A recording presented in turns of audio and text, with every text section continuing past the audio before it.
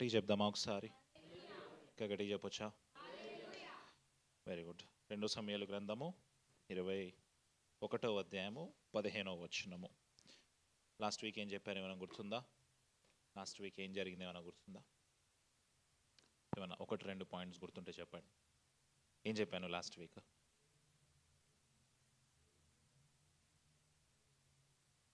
Okay, గిబియోనీయుల ప్రతీకారం దావీదు తీర్చుకుంటాడు కదా. ఓకే, ఆ తర్వాత కరువు కాలం తీరిపోతుంది. ఓకే, దావీదు ఒక మంచి పని చేస్తాడు. అక్కడ యాబేష్ గిలాదు నుంచి సౌలు యొక్క ఎముకలను తీసుకొని వస్తాడు. సౌలు యొక్క యోనాతాను యొక్క ఎముకలు తీసుకొని వస్తాడు. 15వ వచనంలోకి వద్దాం. 15వ వచనం చదువుదాం.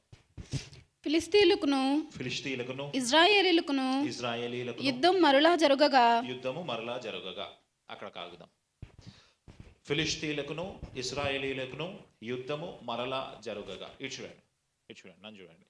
మరలా జరగగా అంటున్నారు ఏంటి అంటే, అంతకుముందు ఎప్పుడైనా జరిగేదా అంటే, ఇక్కడ పరిశుద్ధాత్మ దేవుడు ఏమి మనకి చెప్పాలి అనుకుంటున్నాడు, ఏది రిపీట్ చేయాలి అనుకుంటున్నాడు, ఏది ఎస్టాబ్లిష్ చేయాలి అనుకుంటున్నాడు అంటే, there is a constant war. దావీదు జీవితంలో యుద్ధము మనము ప్రతి సంవత్సరము లేదా ప్రతి నెల అని చెప్పలేం, కానీ దావీదు జీవితంలో యుద్ధం బహుశా ప్రతిరోజు ఉందేమో. బహుశా నేను అనుకుంటాను సంతోషంగా ఖాళీగా దావీదు గడిపిన క్షణాలు చాలా తక్కువేమో తన లైఫ్లో. ఒకవేళ దావీదు ఖాళీగా గడిపిన టైం ఏదన్నా ఉంది అంటే, ఆ మేడ మీద తిరిగినప్పుడు, అది కూడా యుద్ధం జరుగుతూ ఉండగా మేడ మీద తిరిగినప్పుడు దావీదు ఆ టైంని మిస్యూజ్ చేసినప్పుడు పాపంలో పడిపోయినట్టుగా మనం చూస్తాం. సో మనం విశ్వాసులుగా మనం ఒక విషయాన్ని అర్థం చేసుకోవాలి. ఏంటి ఆ విషయము అంటే, మన లైఫ్లో యుద్ధము అనేది కాన్స్టెంట్. మన లైఫ్లో పోరాటము అనేది కాన్స్టెంట్. మనము ఈ రోజుతో ఈ యుద్ధం అయిపోయింది అని చెప్పడానికి వీలు లేదు. దావీదు జీవితమే అందుకు ముందు నిదర్శనము. పౌలు భక్తుడు మాట్లాడుతూ గలతీయులకు రాసిన పత్రిక 5వ అధ్యాయం 17వ వచనంలో ఒక అద్భుతమైన చక్కటి మాట ఆయన చెప్తారు. చూడండి, గలతీయులకు రాసిన పత్రిక 5వ అధ్యాయం 15వ వచనంలో ఒక చక్కటి మాట ఉంటుంది. చూడండి, గలతీయులకు రాసిన పత్రిక 5వ అధ్యాయం 17వ వచనము. శరీరము ఆత్మకును ఆత్మ శరీరమునకును విరోధముగా ఆపేక్షించును. ఏమేమి ఫైట్ చేసుకుంటాయంట? శరీరము, ఆత్మ, the flesh and the soul. ఇది చూడాలి, ఫ్లెష్ అండ్ ది సోల్. ఆ రోజుల్లో యుద్ధ భూమి, యుద్ధ నీతి, యుద్ధ కాలము కాబట్టి దావీదు జీవితంలో నిత్యము యుద్ధము ఉంది. ఈరోజు మనము శరీరులతో పోరాటము చేయట్లేదు, కానీ ఆత్మ సంబంధమైన విషయాలతోటి పోరాటము చేస్తూ ఉన్నాము. మన ఫ్లెష్ ఒకటి చెప్తుంది, మన సోల్ ఒకటి చెప్తుంది, మన హార్ట్ ఒకటి చెప్తుంది. ఎవ్రీ డే మన లైఫ్లో, ఎవ్రీ మూమెంట్లో, ఎవ్రీ టైంలో, ఎవ్రీ సెకండ్లో there is some temptation that comes forward us, లేదా there is some temptation that appears before us. ఒక టెంప్టేషన్ మన కళ్ళ ముందు కనిపిస్తూ ఉంటుంది. మన flesh you yield to it అంటే, నువ్వు అది చెయ్యి అని చెప్తుంది. కానీ మన సోల్, నువ్వు దేవుని బిడ్డవి, నువ్వు ఆ పాపములో పడిపోవడానికి వీలు లేదు అని. ఎప్పుడు కూడా శరీరము ఆత్మ మధ్య ఫైట్ ఉంటుందంట. మళ్ళీ ఒకసారి చదువుదాం ఆ మాట, చక్కటి మాట. శరీరము ఆత్మకును, ఆత్మ శరీరమునకును విరోధముగా ఆపేక్షించుచున్నది. ప్రతి ఒక్క విశ్వాసి జీవితంలో జరిగే ప్రాసెస్ ఇది. ప్రతి ఒక్క విశ్వాసి జీవితంలో, ప్రతి ఒక్క క్రైస్తవ విశ్వాసి జీవితంలో నిత్యము జరిగే ప్రాసెస్ ఇది. This you cannot stop, this you cannot control. నువ్వు ఎంత గొప్ప విశ్వాసి అయినా కూడా నువ్వు కంట్రోల్ చేయలేవు. అందుకు సాక్ష్యం ఏంటయ్యా అంటే, దావీదు గొప్ప దేవునికి హృదయానుసారుడు, గొప్ప విశ్వాస వీరుడు, అయినా తన జీవితంలో నిత్యము యుద్ధము కనిపిస్తుంది. యోబు గొప్ప విశ్వాస వీరుడు, అయినా తన జీవితంలో ఒక యుద్ధము ఏర్పడింది. పౌలు గొప్ప విశ్వాస వీరుడు, కానీ పౌలు జీవితంలో నిత్యము ఏదో ఒక యుద్ధము కనపడింది. అందుకే పౌలు అంటాడు, ఈ బలహీనత నాలో ఎందుకుందో అంటాడు. అంత మాత్రమే కాదు, సేవా జీవితంలో తనకి యుద్ధం కనిపిస్తూ ఉంటుంది. నేను ముమ్మారు కొట్టబడి తిని, సంకెళ్లతో, నేను రాళ్లతో కొట్టబడి తిని చనిపోయేంత పరిస్థితి వచ్చింది, నా ఓడ పగిలిపోయింది. He always talks about suffering, he always talks about a fight. ఒక కాన్స్టెంట్ ఫైట్ గురించి మాట్లాడతాడు, ఒక నిత్యము జరిగే యుద్ధం గురించి మాట్లాడతాడు. క్రైస్తవ సహోదరుడా, నీతో దేవుడు ఈరోజు మాట్లాడుతూ ఉన్నాడు. There is always a fight in your life. మనకి జనరల్గా ఫైట్ అంటే ఇంటి పక్కన వాళ్ళతో ఫైట్, మన ఫ్రెండ్స్ తోటి ఫైట్, లేదా సినిమాల్లో హీరో విలన్ మధ్య జరిగే ఫైట్, దాని గురించి మనం ఆలోచిస్తూ ఉంటాము. But there is always a constant fight between your soul and your flesh. నీ ఫ్లెష్ ఎప్పుడూ కూడా నిన్ను సిన్ వైపుకి పరిగెత్తిస్తూ ఉంటుంది. దాని వెనకాల నీ సోల్ పరిగెత్తకూడదు. It always tries to yield to a sin. ఫ్లెష్కి ఏంటి అంటే సిన్లో పడిపోవడము ఈజీ, బట్ సోల్కి అట్లా కాదు. ఎందుకంటే నీ ఆత్మ దేవుని రక్తము చేత కట్టబడింది, నువ్వు పడిపోవడానికి వీలు లేదు. That is the constant fight. తమ్ముడు చెల్లి, యవన కాలంలో ఉన్నాము. ఇది యవన ప్రాయంలో మీకు ఫైట్ ఎక్కడో లేదు. ఆ రోజు మీకు చెప్పాను నేను, దావీదు మేడ ఎక్కితే బత్షెబ కనపడింది. ఈరోజు యవనస్తులు మేడ ఎక్కక్కర్లేదు, ఫోన్లో ఇన్స్టాగ్రామ్ రీల్స్లోకి వెళ్తే చాలు, అక్కడ ఉంది కాన్స్టెంట్ ఫైట్. అక్కడ ఉంది కాన్స్టెంట్ ఫైట్. అక్కడ ఉంది కాన్స్టెంట్ ఫైట్. దేవుడు మాట్లాడుతూ ఉన్నాడు. చెల్లి తమ్ముడు, what is your stand about this fight? ఈ యుద్ధములో నీ స్టాండ్ ఏంటి? ఈ యుద్ధములో అసలు నీ స్టాండ్ ఏంటి? నువ్వు ఎలా ఫైట్ చేస్తున్నావు? ఎలాగ నమ్మకముగా క్రీస్తు కొరకు నిలబడగలుగుతున్నావు? ఎలాగ నమ్మకముగా క్రీస్తు యొక్క సాక్షిగా నిలబడగలుగుతా ఉన్నావు? దేవుడు నీతో మాట్లాడుతూ ఉన్నాడు. నువ్వు ఒక గవర్నమెంట్ ఆఫీస్లో పనిచేస్తూ ఉన్నావా? నీ చుట్టూరు ఉన్న వాళ్ళు లంచం తీసుకుంటున్నారు కాబట్టి నీ ఫ్లెష్ కూడా లంచం తీసుకో అని చెప్తుంది. బట్ నువ్వు తీసుకోకపోవడమే నువ్వు క్రీస్తు సేవకునిగా, క్రీస్తు విశ్వాసంగా నిలబడటము. నువ్వు ఒక సాఫ్ట్వేర్ కంపెనీలో పనిచేస్తా ఉన్నావా? వీకెండ్ రాగానే నీ ఫ్రెండ్స్ అందరూ మందాగుదాం పబ్కి వెళ్దాం అనిపిస్తుంది, బట్ నువ్వు ఒక్కడవే నిలబడి నువ్వు ఆ జోలికి పోవట్లేదా? That is the constant fight that you are always fighting. దేవుడు మాట్లాడుతూ ఉన్నాడు మనతోటి. ఈరోజు పాపము ఎంతగా విస్తరిస్తుంది అంటే సంఘములో పాపము కనిపిస్తూ ఉంది. ఆ రోజుల్లో సంఘము అంటే పరిశుద్ధమైన స్థలము. సంఘము లేదా సమాజ మందిరము అంటే ఒక పరిశుద్ధమైన స్థలము. సేవకుడు అంటే ఒక పరిశుద్ధమైన వ్యక్తిగా ఉండేది. ఈరోజు sin has entered into the church. సంఘములో కూడా పాపము కనిపిస్తూ ఉంది. Are you yielding to that sin? దేవుడు మాట్లాడుతూ ఉన్నాడు. ఆ కాన్స్టెంట్ యుద్ధములో, నిత్యము జరిగే పోరాటములో వాట్ ఈజ్ యువర్ స్టాండ్? ఒక్కసారి ఇక్కడ స్టాప్ అయ్యి ఒక్కసారి మనల్ని మనం ప్రశ్నించుకుందామా? నా స్టాండ్ ఏంటి ప్రభువా? నా స్టాండ్ ఏంటి? మీరు దేవుని కూడా అడగక్కర్లేదు, మీ మనసుకు తెలుసు. చూడండి, దావీదుకి ఫిలిష్తీయులకి యుద్ధము మరలా జరుగగా తర్వాత అద్భుతమైన మాట ఉంటుంది. చూడండి, దావీదు తన సేవకులతో కూడా దిగిపోయి ఫిలిష్తీయులతో యుద్ధము చేయనప్పుడు అతడు సొమ్మసిల్లెను. అంటే కళ్ళు తిరిగి పడిపోయాడంట దావీదు. చూడండి, దావీదు ఏమైందంట? సొమ్మసిల్లాడు. బహుశా ఇది దావీదు జీవితంలో చివర్లో జరుగుతూ ఉన్న అంశము కాబట్టి వయసు మీద పడిందేమో దావీదుకి.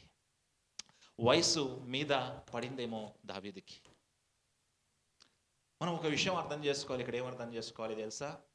మనకి జనరల్గా మీరు ఏదైనా ఒక ఫైట్ చూస్తున్నప్పుడు, ఒక హీరో విలన్ మధ్య ఫైట్ చూస్తూ ఉన్నప్పుడు, విలన్ హీరోని బాగా కొట్టేసినప్పటికీ పక్క నుంచి అందరూ చప్పట్లు కొట్టి ఎంకరేజ్ చేయంగానే హీరో పైకి లేచి హీరోని కొట్టేయాలి, విలన్ని కొట్టేసేయాలి. ఇంతే కదా మనకు కావాల్సింది. అల్టిమేట్గా హీరో విలన్ని కొట్టేసేయాలి, ఇదే మనం ఎక్స్పెక్ట్ చేస్తాం. But we cannot see somebody whom we love. అంటే మనము ప్రేమించే వాళ్ళని, మనం ఒక హీరోగా చూసే వాళ్ళని సొమ్మసిల్లి పడిపోయిన స్టేజ్లో మనం చూడడానికి ఇష్టపడతామా? అలా యుద్ధములో పడిపోవడం మనం ఇష్టపడము. ఉదాహరణకి మనం ఏదైనా ఆర్గ్యుమెంట్ చేస్తూ ఉన్నప్పుడు మన ఫీలింగ్ ఏంటి అంటే లాస్ట్ పంచ్ మనదే అయి ఉండాలి, లాస్ట్ తిట్టు మనదే అయి ఉండాలి, ఆ లాస్ట్ పై చెయ్యి మనదే అయి ఉండాలి, ఆ లాస్ట్ ఆర్గ్యుమెంట్ మనదే అయి ఉండాలి. లేదా మనల్ని బాగా ప్రేమించే వ్యక్తులు అలాగ పడిపోయి ఉండడం. నేను పాపంలో పడిపోవడం గురించి మాట్లాడట్లేదు.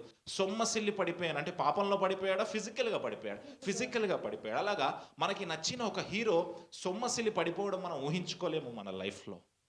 కానీ క్రైస్తవ జీవితంలో మనందరము నమ్మాల్సిన విషయం ఏంటి అంటే every mighty man will fall.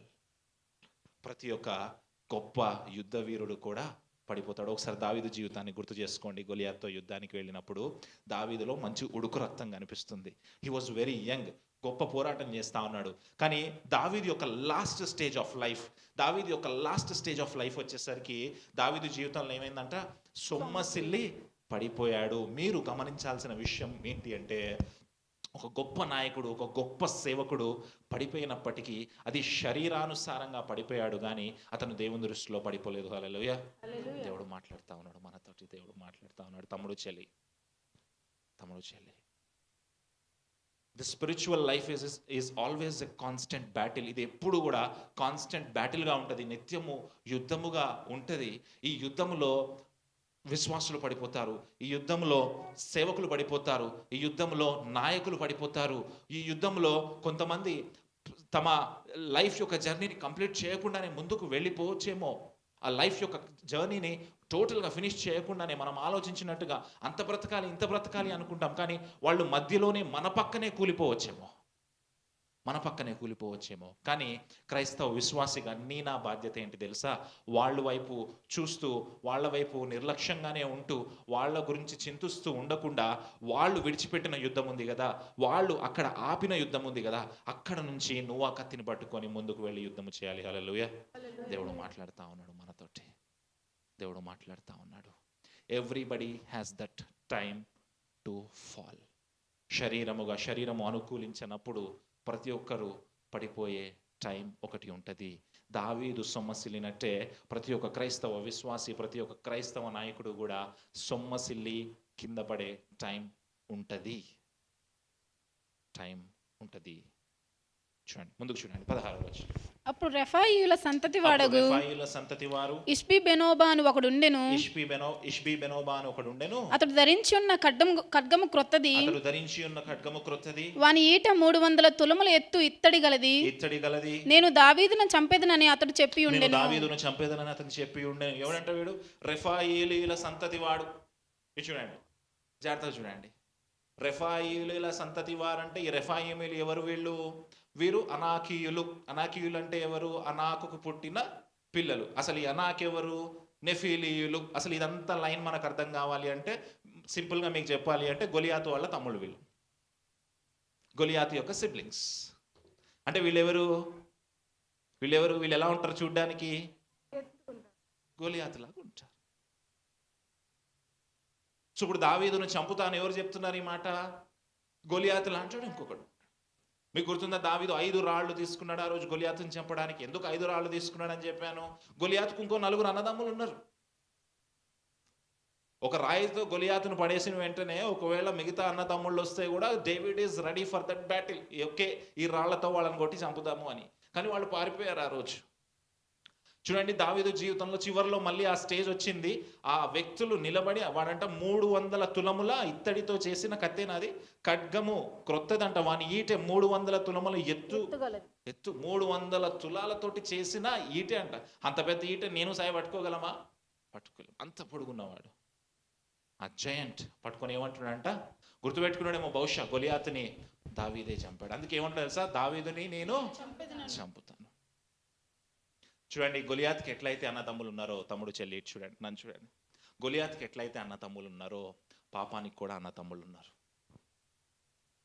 గొలియాతుకి ఎలా అయితే అన్నదమ్ముళ్ళు ఉన్నారో పాపానికి కూడా అన్నదమ్ముళ్ళు ఉన్నారు. గొలియాతుని చంపేస్తే కుదరదు మన లైఫ్లో మనం గొలియాతుని చేయిస్తే కుదరదు. దాని అన్నదమ్ముల్ని కూడా మనము చంపాల్సిన పరిస్థితి, దాన్ని కూడా మనము జయించాల్సిన పరిస్థితి. చూడండి, ఆ రోజు బహుశా దావీదు ఆ మిగతా 4 ఎందుకు విడిచిపెట్టాడో తెలీదు. తర్వాత తన లైఫ్ ఎండ్ పాయింట్ దగ్గరకు వచ్చేసరికి, అతను సొమ్మసిల్లిన టైం వచ్చేసరికి, ఎప్పుడైతే దావీదు వీక్గా ఉన్నాడో, దావీదు కింద పడిపోయాడు అనే సమయం చూశాడో, వాడు ఏమంటాడో తెలుసా? దావీదుని నేను ఎప్పుడు చంపుతా. దావీదు సొమ్మసిల్లి పడిపోయడం చూస్తుంటాడు బహుశా వాడు. అంటే దావీదు యొక్క వీక్ పాయింట్లో నేను చంపుతా అంటాడు. దావీదు యొక్క స్ట్రాంగెస్ట్ పాయింట్ ఉన్నప్పుడు ఆ రాళ్ళు విసిరి గొలియాతుని చంపినప్పుడు ఏమైనా మాట్లాడి ఉంటాడంటారా? ఏం మాట్లాడలే. సైలెంట్గా పారిపోయారు ఆ రోజు ఫిలిష్తీయులందరూ. గొలియాతు తలని దావీదు ఛేదించుకొని వచ్చాడు. కానీ చూడండి, దావీదు సొమ్మసిలి పడిపోయినప్పుడు దావీదు నేను చంపేదని అనుకునేను, దావీదును చంపేదని అతను చెప్పి ఉన్నాను. 17వ వచనంలో వద్దాం. సిరియా కుమారుడైన అభిషేయ రాజును ఆదుకొని ఆ ఫిలిష్తీయుని కొట్టి చంపెను. చూడండి, సిరియా కుమారుడైన అభిషేయ్. ఎవరు ఈ అభిషేయ్? దావీదు యొక్క సేవకుడు, దావీదు యొక్క మేనల్లుడు. చూడండి, అప్పుడు గొలియాతుకి భయపడి సౌలు యోనాతాను భయపడి వాళ్ళు మూల కూర్చొని వణుకుతున్నా సరే దావీదు ధైర్యంగా వెళ్ళి ఎదిరించి ఫైట్ చేశాడు. చూడండి, లైఫ్లో ఒక పాయింట్ వచ్చింది దావీదుకి, అతనికి వెనక్కి తప్పుకోవాలి అనే విషయం దావీదుకి తెలుసు. దావీదు సొమ్మసిల్లిపోయే టైం వచ్చింది. డేవిడ్ నోస్ దట్ ఇంకా తను యుద్ధము చేయలేడు అనే విషయం తనకి తెలుసు. అప్పుడు అభిషేక్ ఏం చేశాడు తెలుసా? అభిషేక్ దావీదుని ఏం చేశాడంట, రాజును ఆదుకొని ఆ ఫిలిష్తీయుని కొట్టి చంపాను. ఇప్పుడు ఆలోచించండి, ఆ జయంట్ని ఎవరు కొట్టి చంపినప్పుడు ఇప్పుడు దావీదు కొట్టాడా, అభిషేక్ కొట్టాడా? అంటే ఏం ఆలోచించాలి మనం? ఒక నాయకుడు పడిపోతే దేవుడు ఇంకొక నాయకుడిని నిలబెడతాడు. హల్లెలూయా. ఒక నాయకుడు పడిపోయి ఉండొచ్చు కాక, చూడాలి, ఒక నాయకుడు పడిపోయి ఉండొచ్చు కాక, ఒక నాయకుడు సొమ్మసిల్లి ఉండొచ్చు కాక. చూడండి, ఆ యుద్ధముల్లోంచే, ఆ యుద్ధ నీతిలోంచే, ఆ వర్గములోంచే, వాళ్ళలోంచే అభిషేక్ని నించోబెట్టి ఆ జయంట్ని కొట్టడానికి దేవుడు కృప చూపించాడు. హల్లెలూయా. దేవుడు మాట్లాడుతూ ఉన్నాడు. బహుశా మనం నిరాశ లేని వారిగా మనం ఉంటామేమో, మనం అనుకుంటాం, మేమేమో అనుకుంటాం తెలుసా, అయ్యో ఈయన వెళ్ళిపోయాడు. కోవిడ్ టైంలో నేను చాలా చూశాను. కోవిడ్ టైంలో ఒక పాస్టర్ గారు ఉంటారు, 4-5 చర్చెస్ ఉంటాయి. ఆయనకి కోవిడ్లో పాపం ఆయన చనిపోయారు. తర్వాత ఆ 4 సంఘాలు ఏమైనాయో దేవుడికి తెలుసు, దేవుడికి తెలుసు. దావీదు దేవుడికి హృదయానుసారుడు ఎందుకు అయ్యాడు తెలుసా? దావీదు దేవుడికి ఎంత హృదయానుసారుడు ఎందుకు అయ్యాడు తెలుసా? ముందుకు చూద్దాం. చూడండి, ఆ ఫిలిష్తీయుని కొట్టి చంపాను. దావీదు జనులను దీని చూచి, ఇశ్రాయేలీయులకు దీపమగు నీవు ఆరిపోకుండునట్లు నీవు ఇక మీదట మాతో కూడా యుద్ధమునకు రావద్దని అతని చేత ప్రమాణము చేయించిరి. ఇశ్రాయేలు ప్రజలంతా దావీదును చూశారంట, అయ్యా నువ్వు మా ఇజ్రాయేల్ దేశానికి నువ్వు మా వెలుగు లాంటోడివి, ఇజ్రాయేల్ దేశానికి నువ్వు వెలుగు లాంటోడివి, నువ్వు ఇంకా యుద్ధం చేయడానికి వీలు లేదు, నువ్వు చేయాల్సిన యుద్ధాలన్నీ మేము నిలబడి చేస్తామంటా ఉన్నారు వాళ్ళు. హల్లెలూయా. ఎంతమంది ఒక నాయకుడు పడిపోతే ఇంకో నాయకుడు సిద్ధంగా ఉన్నాడు, ఒక నాయకుడు పడిపోతే ఇంకో నాయకుడు సిద్ధంగా ఉన్నాడు ఆ సేవని ముందుకు తీసుకెళ్ళడానికి, ఆ పరిచర్యను ముందుకు తీసుకొని వెళ్ళడానికి, లేదా ఆ వ్యాపారాన్ని, ఆ కుటుంబాన్ని ముందుకు తీసుకొని వెళ్ళడానికి దేవుడు మాట్లాడుతూ ఉన్నాడు మనతో. ఏమంటున్నారు తెలుసా వాళ్ళు? అయ్యా నువ్వు మాకు వెలుగు లాంటోడివి, నువ్వు మా పక్షాన ఎన్నో యుద్ధాలు చేస్తావు, నిన్ను మేము ఇలాగా చూడలేకపోతా ఉన్నాము. చూడండి, దావీదుతో ప్రమాణం చేస్తే దావీదు కూడా చక్కగా ప్రమాణం చేశాడు. ఎందుకు దావీదు ప్రమాణం చేశాడు? దావీదు చెప్పొచ్చు కదా, నాకేం తక్కువరా, నేను లాస్ట్ వరకు, నేను చనిపోయేంత వరకు యుద్ధానికి వెళ్తాను దావీదు అనొచ్చు కదా. But David knows his time. దావీదుకి తన లాస్ట్ టైం వచ్చింది అనే సంగతి తెలుసు. కొంతమందిని చూస్తూ ఉంటాం మనం పరిచయలో, కీబోర్డ్ దగ్గరే ఉంటాడు వాడు లాస్ట్ వరకు, కొత్త వాళ్ళని ఎంకరేజ్ చేయడు. కొంతమందిని చూస్తూ ఉంటాం మన పరిచయలు, ఇక్కడ పుల్పిట్ దగ్గర పాస్టర్ గారే ఉంటారు, కొత్త నాయకులను ఎంకరేజ్ చేయడు.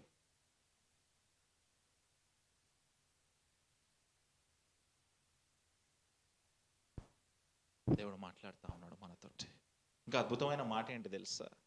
దావీదు ఎంకరేజ్ చేయగలిగాడు అంటే ఇజ్రాయేల్ ప్రజల్లో అంత గొప్ప నాయకుల్ని దావీదు గుర్తించగలిగాడు. అంత గొప్ప నాయకులు ఉన్నారన్నమాట. మరి మనలో ఉన్నారా? గుర్తించడానికి ఉన్నారా? అభిషేక్ లాంటి నాయకుడు ఉన్నాడా? ముందుకు వెళ్దాం, చూడండి, మంచి మాట ఉంటుంది. అటు తర్వాత ఫిలిష్తీయులతో గోబు దగ్గర మళ్ళా యుద్ధము జరుగగా హుషాతీయుడైన సిబ్బైకై రెఫాయీయుల సంతతి వాడగు నఫూను చంపెను. ఏంటంట హుషాతీయుడైన సిబ్బికై అనే ఒక ఆయన ఉన్నాడంట, రెఫాయీల సంతతి వాడకు నఫూను చంపెను. అభిషేక్ అతన్ని చంపాడా? ఇప్పుడు ఇంకొకరు కనిపిస్తున్నారా ఇక్కడ? ఇతన్ని ఎవరు చంపారు? సిబ్బికై చంపాడు. ఇందాక ఒక జయంట్ నేమో అభిషేక్ చంపాడు, ఇప్పుడు ఇంకో జయంట్ నేమో. ముందుకు వెళ్ళి చూద్దాం, చూడండి 19వ వచనం చూడండి. తర్వాత గోబు దగ్గర ఫిలిష్తీయులతో ఇంకొకసారి యుద్ధము జరగగా అక్కడ బెత్లెహీముడైన యహారేగీము కుమారుడగు ఎల్హానాను గిత్తీయుడైన గొల్యాతు సహోదరిని చంపెను. ఎవరు చంపాడంట? ఎవరు చంపారు ఈసారి? అభిషేక్ చంపాడా? సిబ్బికై చంపాడా? ఈయన పేరేంటి? ఎల్హానా చంపాడంట. తర్వాత వచనం చూడండి, ముందుకు వెళ్ళండి. వాని ఈటెకర్ర నేత గాని వాని ఈటకర్ర నేత గాని ధోని అంత గొప్పది. ఇంకొక యుద్ధము గాతు దగ్గర జరిగెను. ఇంకొక యుద్ధము గాతు దగ్గర జరిగెను. అక్కడ మంచి ఎత్తరి ఒకడుండెను. అక్కడ మంచి ఎత్తరి ఒకడు ఉండెను. ఒక్కొక్క చేతికి 6 వేలును, ఒక్కొక్క చేతికి 6 వేళ్లును, 24 వేలును అతనికి ఉండెను. అతనికి ఉండెను. అతడు రెఫాయుల సంతతి వాడు. అతడు రిఫాయిల్. ఇంకొకడు ఉన్నాడా అంటే ఈ నలుగురు ఎంతమంది కనిపిస్తున్నారు టోటల్ ఇక్కడ మనకి? 4 కనిపిస్తా ఉన్నారు. మళ్ళీ ఇంకొకడు కనిపిస్తున్నాడు అక్కడ. ఏం జరిగింది చూడండి, 21వ వచనం. అతడు ఇశ్రాయేలీయులను తిరస్కరించుచుండగా దావీదు సహోదరుడైన షిమ్యాకు పుట్టిన యోనాతాను అతన్ని చంపెను. సహోదరుడైన షిమ్యాకు పుట్టిన యోనాతాను అతన్ని చంపెను. చంపెను. ఈ నలుగురును గాతులోనున్న రెఫాయిలీల సంతతి వారై దావీదు వలన అతని సేవకుల వలన హతులైరి. చూడండి, లాస్ట్ మూమెంట్ ఆఫ్ టైమ్ లో దావీదు సొమ్మసిల్లి పడిపోతే దావీదు తరపున ఆ యుద్ధము చేయడానికి నాయకులు దావీదు వెనకాల సిద్ధంగా ఉన్నారా? లేదా దావీదే వెళ్ళి చంపాడా వాళ్ళందరినీ? చూడండి, దావీదు సొమ్మసిల్లి పడిపోతే అతని వెనక్కి పట్టుకొని లాగి అభిషేక్ యుద్ధము చేసి ఆ రెఫాయిముకి సంతతికి చెందిన వాడిని చంపాడంట. ఎందుకు దావీదు హృదయానుసారుడయ్యానని చెప్పాను కదా ఇందాక. ఎందుకు దావీదు హృదయానుసారుడయ్యాడు? చూడండి, చక్కటి నాయకుల్ని తయారు. దావీదు ఒక్కడు మాత్రమే నాయకుడు కాదు. దావీదు ఒక్కడే యుద్ధము చేసి గొలియాతును చంపడం కాదు. అలాంటి గొలియాతులు ఎంత మంది వచ్చినా సరే చంపగలిగే సత్తా ఉన్న నాయకుల్ని తయారు చేసిన దావీదు. దేవుడు మాట్లాడుతూ ఉన్నాడు మనతోటి.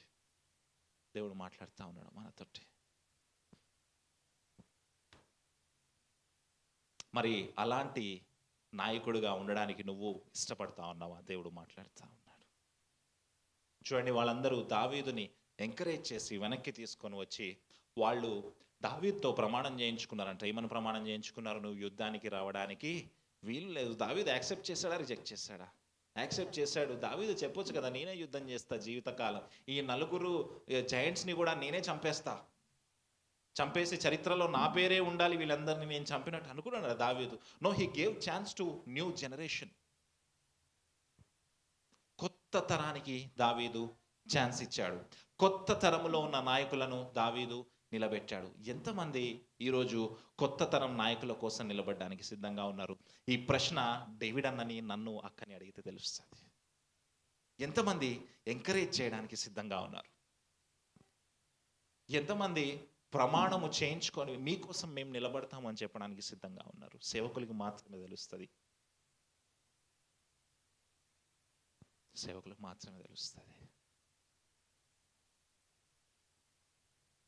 ఎవరు కొత్త తరం నాయకులని నిలబెట్టి ఎంకరేజ్ చేయడానికి సిద్ధంగా ఉన్నారు? దావీదు సొమ్మసిల్లి పడిపోతే బహుశా అనుకోవచ్చేమో, దావీదు లాంటి నాయకుడు ఇంకొకరు రాకపోవచ్చు అని అనుకోవచ్చేమో. కానీ దావీదు, ఇశ్రాయేలు ప్రజలు అట్లా అనుకోలే. దావీదు నమ్మకం ఏంటి తెలుసా? దావీదు నమ్మకం ఎంత ధైర్యంగా దావీదు ప్రమాణం చేయగలిగాడంటే, డేవిడ్ యొక్క లీడర్షిప్ మీద, డేవిడ్ తయారు చేసిన నాయకుల మీద దావీదుకు నమ్మకం ఉంది కాబట్టి ప్రమాణం చేయగలిగాడు. చక్కగా 4 లేచి 4 జైంట్స్ని చంపారంట. అదే దావీదు ప్లేస్లో నేనుంటే ఆ 4 కూడా నేనే చంపాలనుకుంటా. ఆ 4 చర్చెస్ కూడా నేనే, ఆ 4 చర్చెస్ కూడా నేనే పాస్టర్గా ఉండాలా, వీటన్నిటికీ నేనే బిషప్గా ఉండాలా, ఈ పనులన్నీ నేనే చేసేయాలా, ఆ డేట్స్ ఏ డేట్స్ ఉన్నాయి ఆ డేట్స్ అన్నిటికీ నేనే వెళ్ళిపోవాలా, అన్నీ నేనే చేసేయాలా, అంతా నాకే పేరు రావాలా, అంతా నాకే ఘనత రావాలా. వాక్యం ఏం చెప్పాలి? నేను తగ్గించబడాలా, ఆయన హెచ్చించబడాలి. ఇప్పుడు ఏం జరుగుతుంది? ఆయన తగ్గించబడుతున్నా, నేను హెచ్చించబడాలి. ప్రతి దాంట్లో నేనే కనపడాలి. నేనే నేనే నేనే నేనే దేవుడు ఎందుకు, దావీదు ఎందుకు హృదయానుసారుడయ్యాడు తెలుసా? నేను నేను నేను అనుకోలేదు దావీదు. He properly well trained next generation. చక్కగా ఎంకరేజ్ చేశాడు. ఒకరినొకరు ఎంకరేజ్ చేసుకోవాలి, ఒకరినొకరు నిలబెట్టుకోవాలి.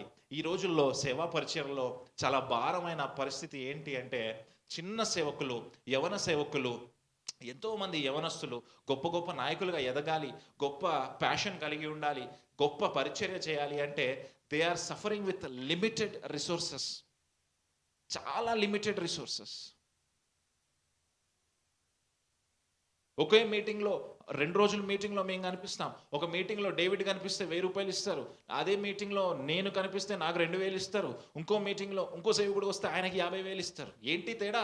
డేవిడ్ చెప్పింది, నేను చెప్పింది, ఆయన చెప్పింది, ముగ్గురము వాక్యమే కదా. ఏంటి తేడా? ఎంకరేజ్మెంట్లో తేడా, ప్రోత్సహించడంలో తేడా.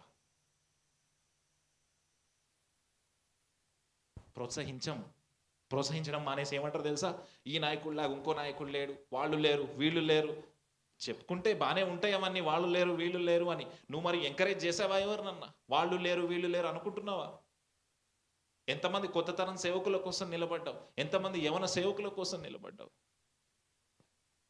మొన్న ఎక్కడో నేను ఏదో మీటింగ్కి వెళ్తే ఆ మీటింగ్లో సేవకులందరూ స్టేజ్ మీదకి రండి అంటే మొత్తం 45 years 50 years ఉన్న వాళ్ళే ఉన్నారు. నేను ఒక్కడే చిన్నోడుగా ఉన్నాను. అక్కడ చూసి బాధ అనిపించింది. నాలాంటి యవన సేవకులు ఉండాలి కదా. ఇంకా ఎందుకు లేరు యవన సేవకులు? ఉద్యోగం మానేయాలి, వచ్చే లగ్జరీస్ మానేయాలి. ముఖ్యంగా న్యూ ఏజ్డ్ జనరేషన్ స్పీకర్స్ అయితే, కొత్త సేవకులు అయితే, ఏ ఫ్యామిలీ బ్యాక్గ్రౌండ్ లేకపోతే, డబ్బులు లేకపోతే, ఆస్తులు లేకపోతే, ప్రాపర్ బ్యాక్గ్రౌండ్ లేకుండా పరిచర్యలోకి వస్తే చాలా సాక్రిఫైసెస్ చేయాలి. ఇవన్నీ మనకెందుకు? మనం మంచిగా ఉద్యోగం చేసుకుందాం కదా, మనం మంచిగా బిజినెస్ చేసుకుందాం కదా, లేదా ఒక పాస్టర్ దగ్గర జూనియర్ పాస్టర్గా జాయిన్ అయిపోదాం కదా, ఒక కంఫర్టబుల్ జోన్లో పరిచర్య చేసుకుందాం కదా. ఎందుకు వచ్చింది వాళ్ళల్లో ఆ ఆలోచన? ఎందుకు వచ్చింది? ప్రోత్సహించేవారు లేరు కాబట్టి, నిలబడేవారు లేరు కాబట్టి. దావీదును చూడండి, నాయకుడుగా, గొప్ప నాయకుడుగా నిలబడుతూనే వెనకాల ఒక గొప్ప టీంని తయారు చేసుకున్నాడు. వీళ్ళందరూ బహుశా నేను అనుకుంటాను తర్వాత తరంలో సొలొమోనుకు కూడా వాళ్ళందరూ నిలబడి సాయం చేశారేమో. సొలొమోనుకు కూడా ఇంకో అద్భుతమైన విషయం ఏంటి తెలుసా? సొలొమోను ఏ యుద్ధము చేయకుండానే దావీదు అన్ని యుద్ధాలు చేసి సొలొమోను కోసం సీట్ని రెడీగా పెట్టాడు. చూడండి, తర్వాత సొలొమోన్ టైంలో ఆయన పెద్ద యుద్ధాలు చేసినట్టు లేదు. ఆయన బుర్రను వాడేసి పాలిటిక్స్ తోటి గెలుచుకుంటూ వచ్చేసాడు. ఇవ్వగలుగుతున్నామా నెక్స్ట్ జనరేషన్కి అట్లాంటి పరిచర్యను? కొంతమందికి పిచ్చి ఉంటుంది. ఎట్లాంటి పిచ్చి అంటే, ఆ పాత తరంలో సేవకులు సైకిల్ దొక్కుంటూ వెళ్ళారు కాబట్టి ఇప్పుడు నేను డేవిడ్ అన్న అక్క కూడా సైకిల్ దొక్కుంటూ వెళ్ళాలంటారు.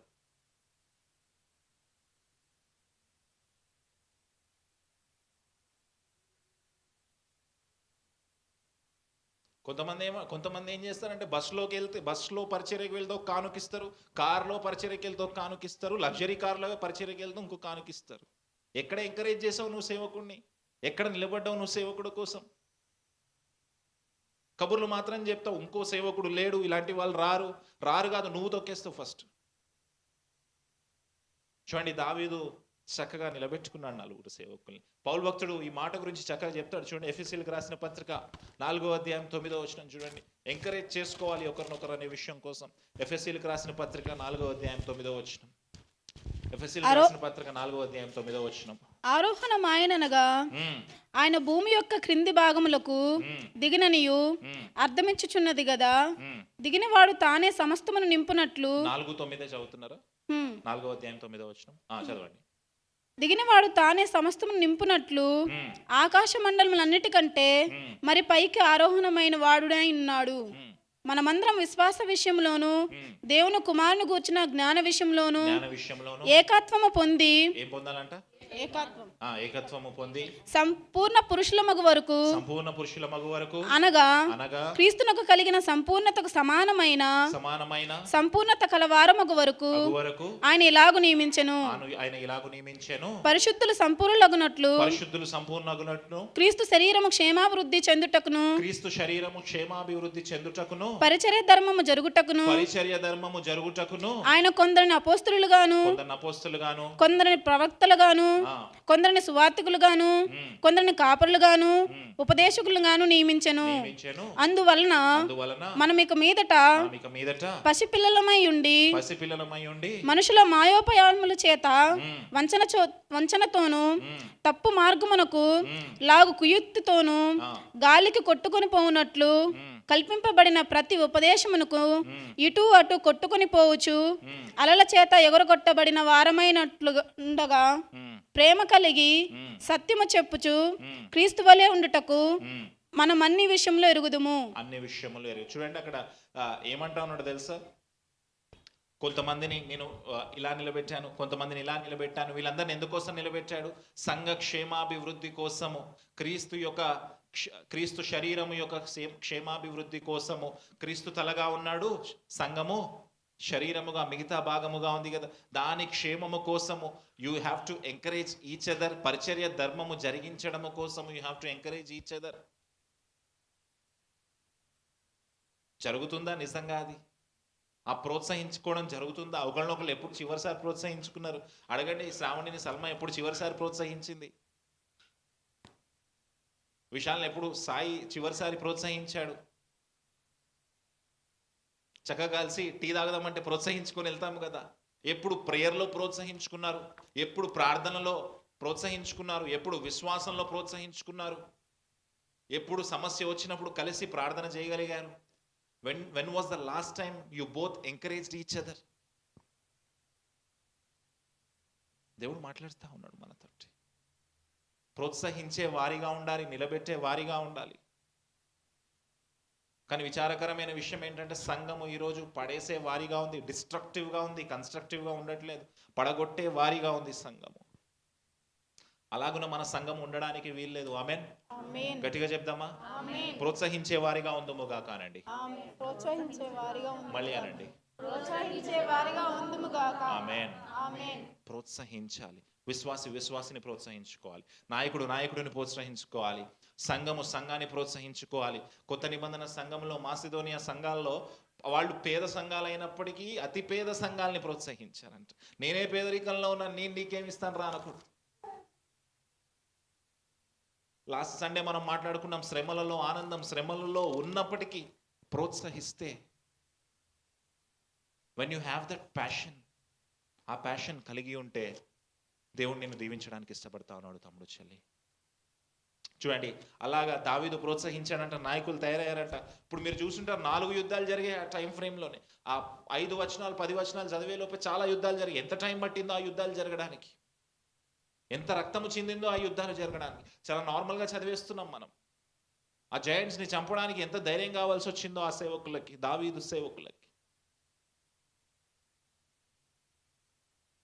మొదట్లో చెప్పాను మీకు, it is constant battle. Life అనేది ఎప్పుడు కూడా నిరంతర యుద్ధము, ఎప్పుడు కూడా ఆత్మ సంబంధమైన యుద్ధము, పోరాటము చేస్తానే ఉంటాము. క్రైస్తవ జీవితంలో మనము నిలబడి, ప్రోత్సహించబడి, ఇతరులను ప్రోత్సహించి మనము ఆ యుద్ధము గెలిచేలాగా దేవుడు మనల్ని చూడాలనుకుంటా ఉన్నాడు.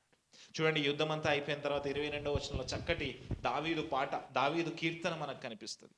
అద్భుతమైన కీర్తన రాస్తాడు దావీదు. చూడండి, మనం సమస్యల్లో ఉన్నప్పుడు పాటలు పాడడం, ప్రార్థన చేయడం ఒకలాగా ఉంటుంది. ఆలోచించండి, మనం కష్టంలో ఉన్నప్పుడు మన ప్రార్థన ఒకలాగా ఉంటుంది, మన కష్టం తీరిపోయిన తర్వాత మన ప్రార్థన ఒకలాగా ఉంటుంది. మనం కష్టంలో ఉన్నప్పుడు మన ప్రార్థనలు ఒకలాగా ఉంటుంది, అందులో ఏడుపులు ఎక్కువ ఉంటాయి. మన కష్టం తీరిపోయిన తర్వాత మన ప్రార్థన ఇంకోలాగా ఉంటుంది, అందులో స్తుతి గీతం ఉంటుంది. హల్లెలూయా. చూడండి, దావీదు కష్టాలన్నీ తీరిపోయినాయి. 22వ అధ్యాయం మొదటి వచనం చదువుదాం. యెహోవా తన్ను సౌలు చేతిలో నుండి తన శత్రువులందరి చేతిలో నుండి తప్పించిన దినమున దావీదు ఈ గీత వాక్యములను చెప్పి యెహోవాను స్తోత్రించెను. ఎప్పుడు సందర్భం ఏంటి? సౌలు చేతిలోంచి తప్పించినప్పుడు, శత్రువులందరి చేతిలోంచి తప్పించిన. చాలా మంది క్రిస్టియన్ థియాలజియన్స్ ఏమంటారు తెలుసా? ఈ 22వ అధ్యాయము ఇప్పుడు రాసింది కాదు, లాస్ట్లో దావీదు లాస్ట్ జీవితంలో రాసింది కాదు. దావీదు సౌల్ని సౌలు చేతిలోంచి దావీదును విడిపించినప్పుడు రాసుకున్నది, అంటే తన ఎర్లీ లైఫ్లో రాసుకున్నది, లాస్ట్లో రాయబడింది కాదు అంటారు. ఒకవేళ మీరు కీర్తనల గ్రంథం 18వ అధ్యాయం చూస్తే సేమ్ కీర్తన ఉంటుంది, కొన్ని చేంజెస్ ఉంటాయి, అంతే చిన్న చిన్న వర్డ్స్లో చేంజెస్ ఉంటాయి. బహుశా దావీదు 2 కీర్తనలు రాశాడేమో, బహుశా 18 రాశాడు, ఇది కూడా రాశాడేమో. లేదా ఈ కీర్తనే ఇక్కడ క్రోనాలజికల్ ఆర్డర్ కాకుండా ఇక్కడ జొప్పించబడిందేమో, చెప్పలేము. కాకపోతే ఇక్కడ చాలా క్లియర్గా ఒక మాట ఉంది. ఏమనుంది? తన శత్రువులందరి చేతిలో నుండి, శత్రువులందరి చేతిలో నుంచి విడిపించిన తర్వాత దావీదు రాసిన కీర్తన అంట, గొప్ప కీర్తన. చదువుదామా ఏంటో కీర్తన? అందరు కలిసి చదవండి. 2వ వచనము. యెహోవా నా శైలము, యెహోవా నా శైలము, నా కోట, నా కోట, నా రక్షకుడు, నా రక్షకుడు, నా దుర్గము, నా దుర్గము, నేను ఆయనను ఆశ్రయించుదును. నేను ఆయనను ఆశ్రయించుదును. నా కేడము, నా కేడెము, నా రక్షణ శృంగము, నా రక్షణ శృంగము, నా ఉన్నత దుర్గము, నా ఉన్నత దుర్గము, నా ఆశ్రయ స్థానము. నా ఆశ్రయ స్థానము. ఆయనే నాకు రక్షకుడు. ఆయననే నాకు రక్షకుడు. బలాత్కారుల నుండి నన్ను బలాత్కారుల నుండి నన్ను రక్షించువాడు రక్షించువాడు నీవే. నీవే. చూడండి, దావీదు ఎవరికి కీర్తన రాస్తున్నాడో చాలా క్లియర్ గా తెలుసు. చాలా అద్భుతమైన మాట ఏంటంటే, దావీదు దేవుడికి ఇచ్చిన ఎన్ని టైటిల్స్ ఉన్నాయి చూడండి అక్కడ. యెహోవా నా శైలము, కోట, రక్షకుడు, దుర్గము, ఆశ్రయించుదును, నా కేడెము, నా రక్షణ శృంగము, నా ఉన్నత దుర్గము, నా ఆశ్రయ స్థానము, నన్ను రక్షించువాడవు నీవే. ఎన్ని టైటిల్స్ ఉన్నాయి చూడండి దావీదు పాటలో. మనం స్తుతి ప్రార్థన చేసి అయ్యా అయ్యా స్తోత్రం, అయ్యా ప్రభువా స్తోత్రం, ఇదే మన ప్రార్థన. ఎప్పుడు ఎన్నిసార్లు పిలిచారు దేవుణ్ణి వేరు వేరు పేర్లతో? ఒక్కసారి ఆలోచన చేయండి. ఎన్నిసార్లు వేరు వేరు పేర్లతో దేవుణ్ణి పిలవగలిగారు మీరు? ఇంకో అద్భుతమైన మాట ఏంటి తెలుసా? ఇక్కడ ఎవరు రక్షించారు అని అంటున్నాడు. నన్ను రక్షించువాడవు నీవే. నిజానికి యుద్ధంలో దావీదు సొమ్మసిల్లి పడిపోయినప్పుడు ఎవరు వచ్చి పక్కకు లాగారు దావీదుని? అభిషేక్ లాగాడు. అభిషేక్కి క్రెడిట్ ఇస్తున్నాడా? లేదు, దేవునికే క్రెడిట్ ఇస్తా ఉన్నాడు. ఎంత చక్కటి పేర్లు పెడతా ఉన్నాడు చూడండి. 10 పేర్లు పెట్టాడు. శైలము, కోట, రక్షకుడు, దుర్గము, ఆశ్రయించువాడు, కేడము, రక్షణ శృంగము. ఒకసారి మన ప్రార్థన ఆలోచన చేయండి. ఒకసారి మన ప్రార్థన గుర్తు చేసుకుందామా? అయ్యా అయ్యా ప్రభువా ప్రభువా, నాకు డబ్బులు కావాలయ్యా, జీతం పెంచయ్యా, నాకు ప్రమోషన్ కావాలయ్యా, నేను ఉద్యోగం మానేస్తానయ్యా, అన్న వెనకాల సంచేసుకొని పరిచర్లో తిరుగుతానయ్యా. చూడండి దావీదు ఎన్ని టైటిల్స్ పెడుతున్నాడు దేవుడికి. ఎంత దగ్గరగా దావీదు జీవితం దేవుని దగ్గర ఉంది. ఎంత దగ్గరగా బ్రతికాడు దేవునికి. మనం ఎవరికైనా పేరు ఎందుకు పెడతాము? ఒక పేరు పెడతాం కదా, వాళ్ళ క్యారెక్టర్ చూసి, వాళ్ళ నేచర్ చూసి ఒక పేరు పెడతాం కదా, ఒక నిక్ నేమ్ పెడతాం కదా. దావీదు చూడండి దేవుడికి ఎన్ని నిక్ నేమ్స్ పెట్టాడు అక్కడ. ఎలా పిలుచుకుంటున్నాడు అంటే ఎన్ని అనుభవాలు ఉన్నాయో దావీదుకి. 10 పేర్లు పెడుతున్నాడు అంటే 10 అనుభవాలు ఉన్నాయేమో. మనకు ఒకటే అనుభవం. అందుకే ప్రభువా ప్రభువా కాపాడయ్యా ఇదే అంటాం. అనుభవాలు లేవు మన జీవితంలో. చూడండి, ఆ పాయింట్ ఆఫ్ టైం వచ్చిన ఇజ్రాయేల్ ప్రజలందరూ ప్రమాణం చేయించుకొని నువ్వు యుద్ధానికి వెళ్ళడానికి వీలు లేదు, మేము చేస్తాం నీ కొరకు యుద్ధం అంటే, చూడండి శత్రువులందరినీ తర్వాత జరిగిన యుద్ధాల్లో ఇజ్రాయేల్ ప్రజలే జయించిన, వారి సైన్యమే జయించిన, దావీదే సొంతంగా జయించకపోయినా దావీదు తరపున వాళ్ళు యుద్ధము చేసి ఇజ్రాయేల్ ప్రజల్ని గెలిపించినా సరే దావీదు ఏమంటా ఉన్నాడు చూడండి, నువ్వే నాకు రక్షణ. చూడండి 4వ వచనం చదువుదామా. కీర్తనీయుడైన యెహోవాకు నేను మొరపెట్టి తిని నా శత్రుల చేతిలో నుండి ఆయన నన్ను రక్షించెను. ఒకసారి ఆలోచన చేద్దామా. దావీదు ఏమంటుండే తెలుసా? నా శత్రువుల చేతుల్లోంచి ఆయన నన్ను రక్షించాను. దావీదు శత్రువులు ఎవరు? మొదటి నుంచి ఆలోచన చేద్దామా.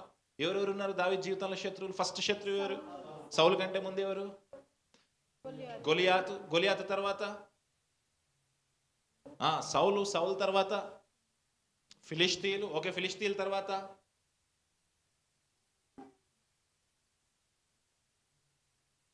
అబ్షాలోము తర్వాత ఇంకా శత్రువులు ఎవరు? ఇజ్రాయెల్ శత్రువులందరూ దావీదు శత్రువులే కదా. చూడండి దావీదు పర్సనల్ లైఫ్లో కూడా ఒక ఎనిమి ఉంది. ఏంటది? పాపము. వాటిని అన్నిటి నుంచి ఎవరు విడిపించారు దావీదుని? ఆయనే విడిపించారు. మనమేం సాక్ష్యం చెప్తాం తెలుసా? నేను గొప్ప సిగరెట్ తాగేవాడిని, నేను ఒక ఫుల్ బాటిల్ తాగేవాడిని, ఇప్పుడు అవన్నీ మానేసి దేవుడి కోసం సాక్షిగా మిగిలాను. అవి మానేయడం కాదురా బాబా, నీతో మానిపించింది ఆయనే. నీతో ఆ పాపము మానిపించింది ఆయనే. నువ్వు మొరపెట్టినప్పుడు, నీ లైఫ్లో నువ్వు బ్యాక్ స్లైడ్ అవుతున్నప్పుడు, నువ్వు వెనక్కిలా పడిపోతున్నప్పుడు నిలబెట్టి సరిగ్గా స్ట్రైట్గా నేను నిలబెట్టింది ఆయనే. నీ శత్రువులందరి చేతిలోంచి నిన్ను విడిపించింది ఆయనే. చూడండి, కీర్తనీయుడైన యెహోవాకు నేను మొరపెట్టి తిని, నా శత్రువుల చేతిలోంచి ఆయన నన్ను రక్షించెను. ఎలాంటి మరణకరమైన సందర్భాల్లోంచి రక్షించాడు? 5వ వచనం నుంచి చదువుదాం ఒకసారి. మృత్యు యొక్క అలలు నన్ను చుట్టుకొనగను, వరద పొర్లు వలె భక్తిహీనులు నా మీదకు వచ్చి నన్ను బెదిరించగను. ఎలాంటి అలలంట? మృత్యువు యొక్క అలలు. అసలు దావీదు ఎప్పుడైనా సముద్రంలోకి వెళ్ళాడా? చదివామా మనము? మరి మృత్యు యొక్క అలల గురించి ఎందుకు మాట్లాడుతున్నాడు దావీదు? అంటే మరణకరమైన పరిస్థితుల్లో నేను ఉన్నాను అని కేటగారికల్గా చెప్తున్నాడు. యోనా గుర్తున్నాడా? సముద్ర గర్భములో చేప కడుపులో ఉండి అలల్లో ఉన్నాడు, లోపలున్నాడు. అందుకే యేసుక్రీస్తు వారు ఏమంటున్నారు తెలుసా? యోనా వలె నేను 3 రోజులు ఆ మృత్యువు నోట్లో ఉంటాను. చూడండి, తన మరణకరమైన పరిస్థితిని, తను చనిపోయే పరిస్థితిని సముద్రములో మునిగిపోవడంతో పోల్చుకుంటున్నాడు ఆయన. సముద్రంలో నేను ఒక్కడనే మునిగిపోతున్నాను, అలలు నన్ను కమ్మినను అంటున్నాడు. అప్పుడు మొరపెట్టాడంట. చూడండి, ఇలాంటి సందర్భాన్ని ఇలాంటి మాటనే దావీదు ఇంకొక కీర్తనలో రాస్తాడు. 145వ కీర్తన 18వ వచనం. 145వ కీర్తన 18వ వచనం దావీదు కీర్తన. చూడండి, అక్కడ నుండి మొరపెట్టాడంట. చూడండి, తనకు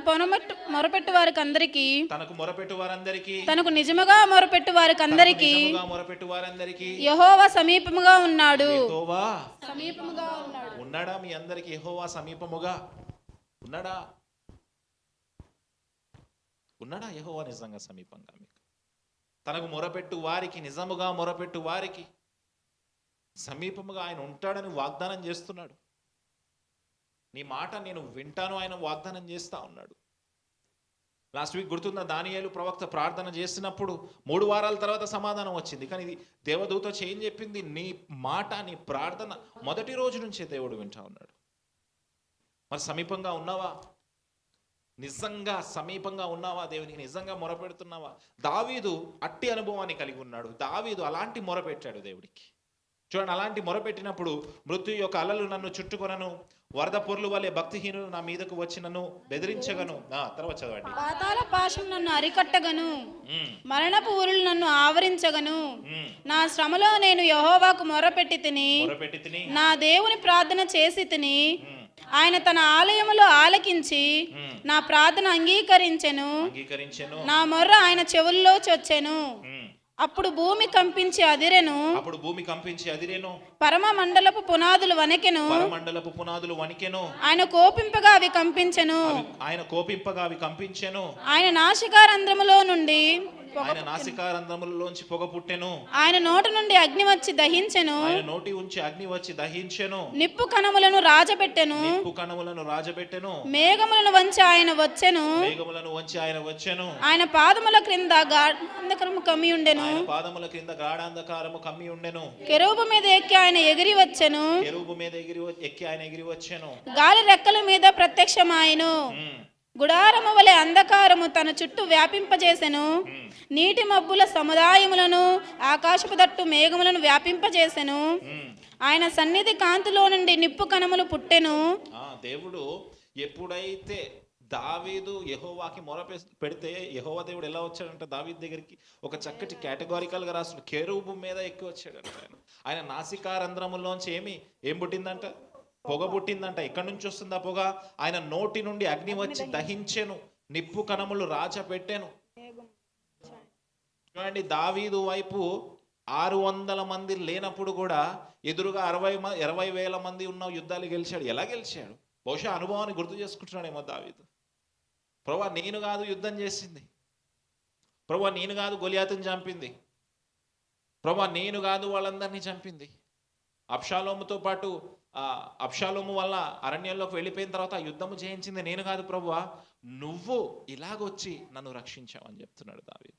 అక్కడ కూడా క్రెడిట్ ఎవరికి ఇస్తా ఉన్నాడు? దేవుడికి ఇస్తా.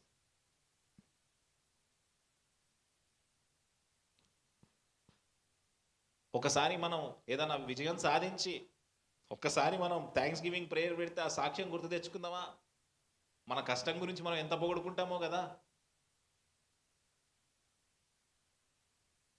మనం చేసిన త్యాగాల గురించి మనం ఎంత పొగుడుకుంటామో కదా. దావీదు ఏమంటాడో తెలుసా? దావీదు దగ్గర ఎక్కడైనా తన పేరు వినిపిస్తుందా? తన పక్కన ఉన్న వాళ్ళ పేరు వినిపిస్తుందా? ప్రభువా నువ్వు వచ్చి రక్షించు. గొలియాతు మీద విజయము దావీదు సొంత విజయం అయినప్పటికీ, మనం ఒక డిగ్రీ చదవంగానే మన పక్కన బీటీహెచ్ అని వస్తుంది, తర్వాత లైన్లు పెరుగుతాయి, బీటీహెచ్, ఎండి, పీజీ, డాక్టర్, ఇక తర్వాత ఏముంటాయో తెలియదు నాకు. మెల్లగా మీదకి ఒక అంగి వస్తుంది ఇట్లా,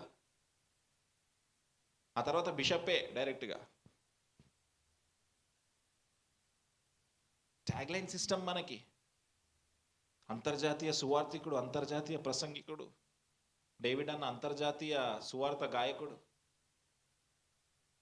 ఎంత ఇష్టమో ట్యాగ్లైన్స్ అంటే మనకి. కొంతమంది ఫోన్ చేస్తారు, అన్న మీ పేరు ముందు ఏం పెట్టాలి అని. ఏమీ లేదు నా పేరు ముందు, సత్యాన్వేష్ హైదరాబాద్ అని పెట్టంతే, ఏముంది ఇంకా ఏమీ లేదు. నేనైతే ఏం చేయలేదు మరి. బీటీహెచ్, ఎంటీహెచ్, ఎండి, బిషప్. ఒక్కోసారి కోపం వచ్చి క్రీస్తు పనిలో గాడిద అని పెట్టమని చెప్తాను నేను. చూడండి, దావీదు జీవితంలో అన్ని విజయాలున్నా క్రెడిట్ ఎవరికి ఇస్తున్నాడు? దేవునికి. దావీదే సొంతంగా గొలియాతుని చంపిన క్రెడిట్ ఎవరికి ఇస్తా ఉన్నాడు? దేవుడికే ఇస్తా ఉన్నాడు. ప్రభువా నువ్వు ఇలాగొచ్చి నన్ను కాపాడేవారు వచ్చి. తర్వాత 14వ వచనం చూడండి. యెహోవా ఆకాశమందు గర్జించెను, సర్వోన్నతుడు ఉరుము ధ్వని పుట్టించెను, తన బాణములను ప్రయోగించి శత్రువులను చెదరగొట్టెను, మెరుపులను ప్రయోగించి వారిని తరిమివేసెను. యెహోవా గద్దింపునకు తన నాసికారంధమున శ్వాసము వడిగా విడువుగా ఆయన గద్దింపునకు ప్రవాహముల అడుగు భాగం కనపడెను. భూమి పునాదులు బయలుపడెను. ఉన్నత స్థలం నుండి చెయ్యి చాపి ఆయన నన్ను పట్టుకొనెను. నన్ను పట్టుకుని మహాజలచరాశి నుండి తీసెను. బలవంతులు వాగు పగవారు నన్ను ద్వేషించువారు నాకంటే బలిష్ఠులై ఉండగా వారి వశము నుండి ఆయన నన్ను రక్షించెను. ఆపత్కాలమందు వారు నా మీదకి రాగా యెహోవా నన్ను ఆదుకొనెను. విశాలమైన స్థలమునకు నన్ను తోడుకొని వచ్చెను. నేను ఆయనకు ఇష్టడును గనుక ఆయన నన్ను తప్పించెను. తప్పించెను. లాస్ట్ మాట భలే ఉంది చూడండి. నేను ఆయనకు ఎందుకు తప్పించాడు? ఎందుకు తప్పించాడు? ఎందుకు దావీదు అన్ని యుద్ధాలు గెలిచాడు? ఎందుకు దావీదు కోసం స్వయంగా యెహోవా దేవుడు కెరూబుల మీద పయనమవుతూ వచ్చాడు? ఈరోజు నువ్వు నేను పిలిస్తే ప్రభు యొక్క దూత కూడా రావట్లేదు మన ప్రార్థనలో. వస్తున్నారా? తలలు దించుకోవద్దని చూడండి. నువ్వు నేను ప్రార్థన చేస్తే కనీసం సాతాను దూతలు కూడా రావట్లేదు. అట్టుంటున్నాయి మన ప్రార్థనలు, అట్టుంటుంది మన భక్తి జీవితం. వాళ్ళు కూడా విడిచిపెట్టరు, వీళ్ళు వేస్ట్రా బాబు, వీళ్ళు మనకు పనికిరాడని సాతాను కూడా అనుకుంటున్నాడు. చూడండి, దావీదు ఏమన్నాడో తెలుసా? నేను దేవునికి ఇష్టడను. చెప్పగలవా సల్మా? చెప్పగలవా వంశీ? నేను దేవునకు ఇష్టడను. సాక్ష్యం ఉందా? ఎంత ధైర్యంగా చెప్పగలవు? నేను చెప్పగలనా? డేవిడ్ అన్న చెప్పగలడా? అక్క చెప్పగలగా? సేవకులుగా ఏ సేవకుడు చెప్పగలడు? ఏ విశ్వాసి చెప్పగలడు? నేను దేవుడికి ఇష్టడను, అందుకే నా కోసం దేవాతి దేవుడు వచ్చి తానే స్వయంగా యుద్ధము చేశాడు. తన నోట్లోంచి అగ్నిని రప్పించాడు, భూమి కంపించింది, నా శత్రువులు పారిపోయారు. ఎవరు చెప్పగలరు? చెప్పగలమా? ఆ సాక్ష్యం పొందుకోగలమా? అట్టి సాక్ష్యం మనం పొందుకుందుము గాక. చూడండి, తర్వాత మాత్రం విచిత్రంగా ఉంటుంది. 21వ వచనం చూడండి. నా నీతిని బట్టి ఆయన నాకు ప్రతిఫలం ఇచ్చెను. నా నీతిని బట్టి నాకు ప్రతిఫలం ఇచ్చెను. నా నిర్దోషత్వమును బట్టియే నాకు ప్రతిఫలం ఇచ్చెను. నా నిర్దోషత్వమును బట్టియే నాకు ప్రతిఫలం ఇచ్చెను. దావీదు కొంచెం ఎక్కువ మాట్లాడుతున్నాడు కదా ఇక్కడ. దావీదు గారు కొంచెం ఎక్కువ మాట్లాడుతున్నాడు కదా. నా నీతిని బట్టియే ఆయన నాకు ప్రతిఫలం ఇచ్చెను. దావీదు హెచ్చించుకుంటున్నాడు కదా తన్ని తాను. మనం చెప్తే సాక్ష్యంలో తిడతారు కదా మనల్ని, అవును పెద్ద నీతిమంతుడివి అని. నీతిమంతుడు ఒకడును లేడు. చూడు, సల్మా ఫస్ట్ చెప్తుంది వాక్యం. కానీ ఆ కంప్లీషన్ ఆఫ్ రైచియస్నెస్లోకి మనం వెళ్తున్నామా? ఆ కంప్లీషన్ ఆఫ్ రైచియస్నెస్లోకి మనం వెళ్ళడానికి ఇష్టపడుతున్నామా? దేవుడు మాట్లాడుతున్నాడు మనతోటి. Are we willing to go there? దేవుడికి ఇష్టడుగా ఉండడానికి, నీతిమంతుడు అని చెప్పుకోగలగడానికి.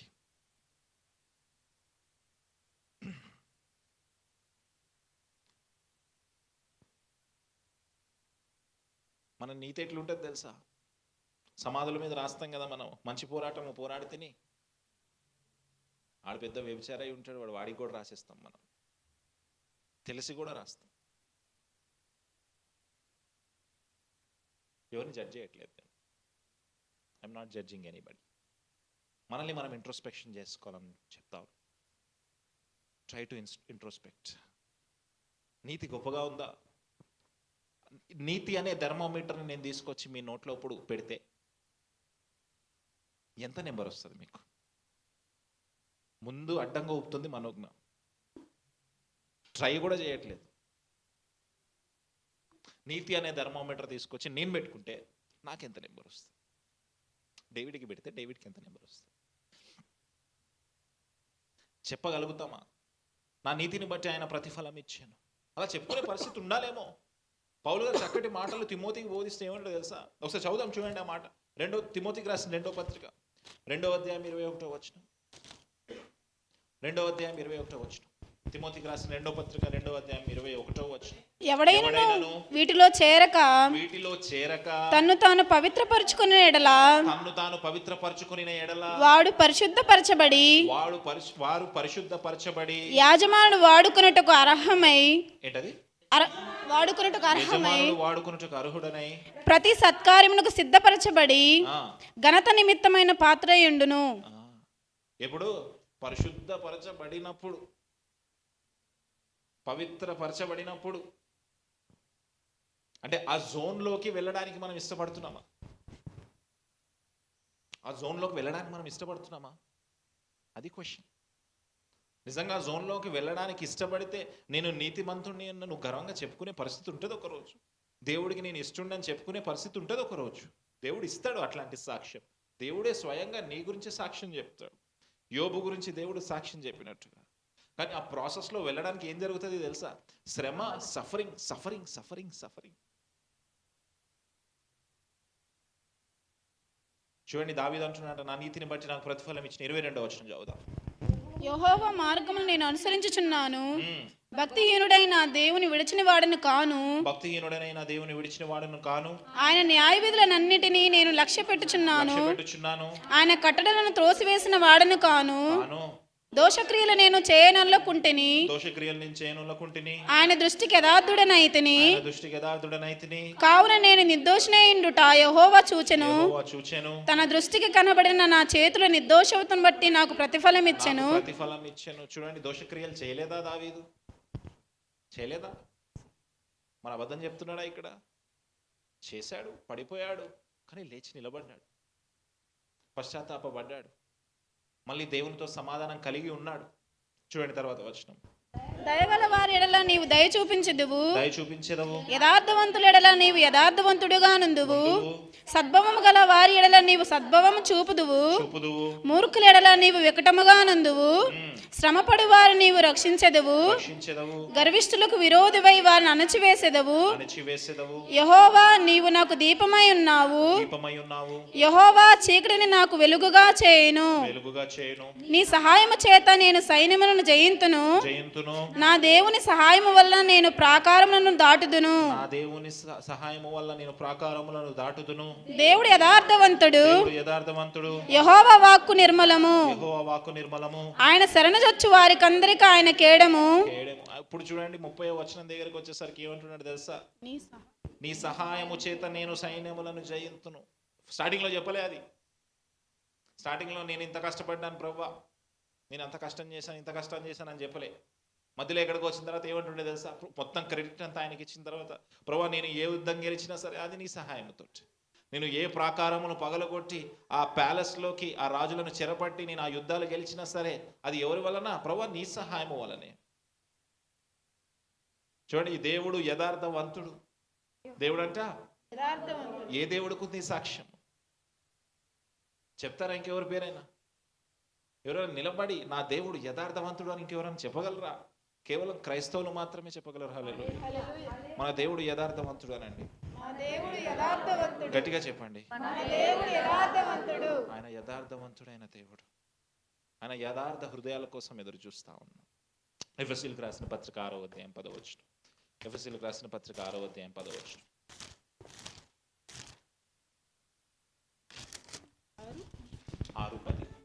6వ అధ్యాయం 10వ వచనం. తుదకు తుదకు ప్రభు యొక్క మహాశక్తిని బట్టి ప్రభు యొక్క మహాశక్తిని బట్టి ఆయన యందు బలవంతులై ఉండుడి. ఆయన యందు బలవంతులై ఉండుడి. మీరు అపవాది తంత్రములను ఎదిరించుటకును మీరు అపవాది తంత్రములను ఎదిరించుటకును శక్తిమంతులగునట్లు దేవుడిచ్చు శక్తిమంతులకు దేవుడిచ్చు సర్వాంగ కవచమును ధరించుకొనిడి. ఏమై ఉండాలంట? మనము బలవంతులై ఉండాలంట. దేవుని వాక్యం ఎక్కడా కూడా నువ్వు బలహీనుడై ఉండడానికి వీలు లేదు అని చెప్తుంది. సర్వాంగ కవచాన్ని ధరించుకోవాలి. ఎవరిచ్చిన సర్వాంగ కవచం అది? శక్తిమంతుడైన దేవుడిచ్చిన సర్వాంగ కవచం. బలవంతుడై ఉండాలి క్రైస్తవుడు, బలవంతుడై ఉండాలి విశ్వాసి, బలవంతుడై ఉండాలి సేవకుడు, ధైర్యవంతుడై ఉండాలి విశ్వాసి. చూడండి, దావీదు నాయకుడిగా సొమ్మసిలిన అభిషేక్ భయపడ్డా? అభిషేక్ భయపడ్డా? ఆలోచన చేయండి ఒక్కసారి. యుద్ధము ఎదురుగా ఉంది, మనల్ని ముందుకు యుద్ధానికి తీసుకొని వెళ్ళిన నాయకుడు కూలిపోయాడు అక్కడ. మనం వెళ్ళగలమా ధైర్యంగా యుద్ధానికి? వెళ్ళలేము. కానీ దావీదు ఎంతగా ప్రోత్సహించాడు, ఎంతగా బలవంతుడుగా ఉన్నాడు. దావీదు యొక్క ఇన్ఫ్లుయెన్స్ మిగతా వాళ్ళ మీద ఎంతగా ఉంది అంటే, దావీదు సొమ్మసిలినప్పటికీ ఇజ్రాయెల్ ప్రజలు భయపడలే, అభిషేక్ భయపడలే, ఇంకా వేరే వేరే పేర్లు ఏవో చదివాం, సిబ్బికై భయపడలే. దావీదును పక్కన పెట్టి నీ టైం ఓకే, ఇక్కడ వరకు నీ టైం, నేను ఫైట్ చేస్తాను నిలబడ్డారు వాళ్ళు.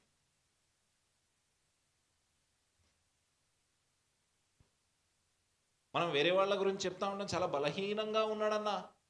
ఎందుకు బలహీనంగా ఉంటాడు? నువ్వు బలహీనంగా ఉన్నావు కాబట్టి. నువ్వు ధైర్యంగా ఉన్న ఆ వ్యక్తి ధైర్యం చెప్తే ఎందుకు ధైర్యంగా ఉండడు? ధైర్యవంతుడు ఎందుకు కాలేడు? బలవంతుడుగా ఎందుకు కాలేడు? Because you are not encouraging. Encourage చేయలేకపోతా ఉన్నావు, ప్రోత్సహించలేకపోతున్నావు.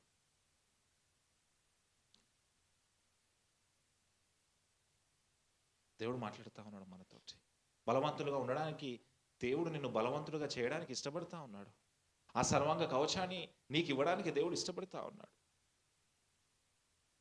ఎప్పుడు తెలుసా? ఆ ప్యాషన్ నీకున్నప్పుడు. ఆ ప్యాషన్ నీకున్నప్పుడు.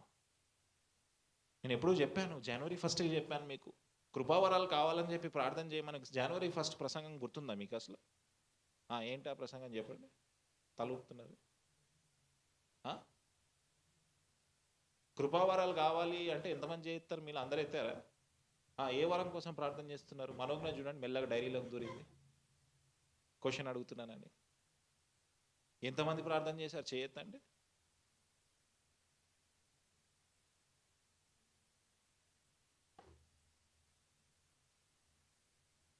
దేవుడు మాట్లాడుతూ ఉన్నాడు మనతో. దేవుడు మనతో మాట్లాడుతా. నీ ప్యాషన్, నీ హార్ట్ అర్థమైనప్పుడు దేవుడు నేను బలవంతుడిగా చేయడానికి ఇష్టపడతా ఉన్నాడు. గొప్ప గొప్ప నాయకుల గురించి ఎందుకు మాట్లాడతామో తెలుసా? గత వారంలో కూడా మన నాయకుడి గురించి ఎందుకు మాట్లాడుతున్నామో తెలుసా? ఆ నాయకుడు ప్యాషన్ ఏంటో దేవుడికి తెలుసు. God knows his heart. ఎందుకు బలవంతుడుగా ధైర్యవంతుడుగా నిలబడ్డాడు? God knows his heart.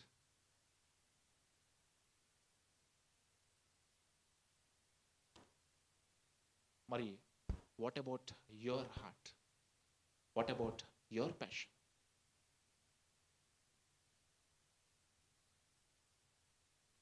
ఒక గొప్ప విషయం చెప్పనా మీకు? యేసుక్రీస్తు ఎన్ని సంవత్సరాలు పరిచయం చేశారు?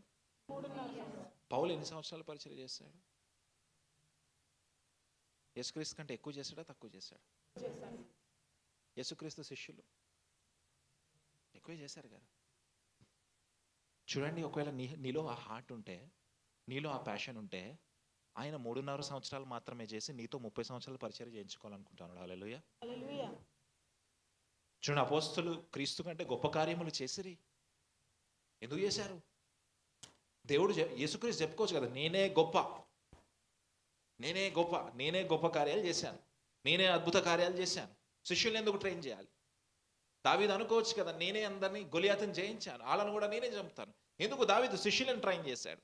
నలుగురు నిలబడి ఆ రెఫాయిలను ఎందుకు చంపగలిగారు? Because David encouraged, ప్రోత్సహించాడు.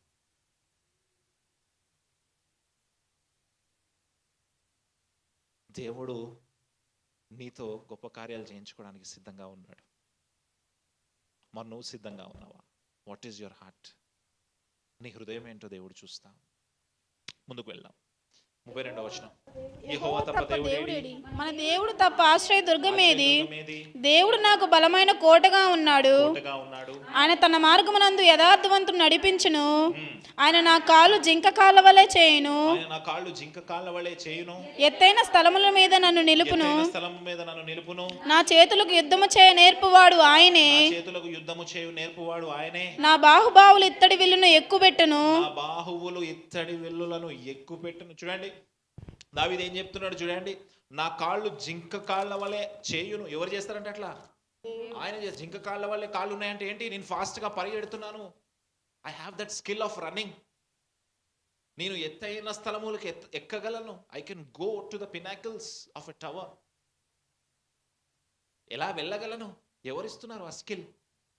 నీ హార్ట్ బాగుంటే, నీ ప్యాషన్ బాగుంటే, నువ్వు మొరపెడితే దేవుడు నీకు ఆ స్కిల్ ఇవ్వడానికి ఇష్టపడతా ఉన్నాడు. హల్లెలూయా. ఎవరిచ్చారు దావీదుకు ఆ స్కిల్? దేవుడు ఇచ్చాడు. అందుకే దేవుని వాక్యం జ్ఞానము కొదువుగా ఉన్న వారికి, జ్ఞానం కొదువుగా ఉన్న వాళ్ళు ఏం చేయాలి? ఆయన దగ్గరికి వెళ్ళి ఆయనను అడగాలి. ఎప్పుడు చివరిసారి జ్ఞానం కోసం ప్రార్థన చేశారు? ప్రభువా నాకు జ్ఞానం లేదయ్యా, జ్ఞానం ఇవ్వు.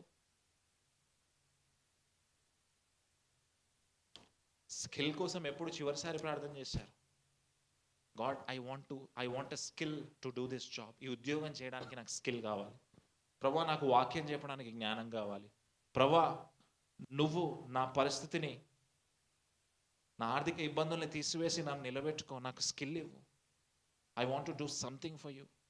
I passionately want to do something for you. ఎప్పుడు అడిగాం చివరిసారి? చూడండి దావీదు కాళ్ళు జింక కాళ్ళ వల్లే చేశాడంట. ఆయన ఆ స్కిల్ ఇచ్చాడంట. ఎత్తైన స్థలముల మీద నన్ను నిలుపును, నా చేతులకు యుద్ధము చేయు నేర్పువాడు ఆయనే. యుద్ధం ఎవరు నేర్పించారంట దావీదుకి? దేవుడే. చిన్నపిల్లలకి పలకలలో రాయిపిస్తాను చూడండి మనం, అట్లా నీట్గా కూర్చోబెట్టి నేర్పించేవాడు నీ దేవుడు. when you have that passion to serve, ఆ ప్యాషన్ ఉన్నప్పుడు ముందుకు వెళ్దాం. నీవు నీ రక్షణ కేడమును నాకు అందించుదువు.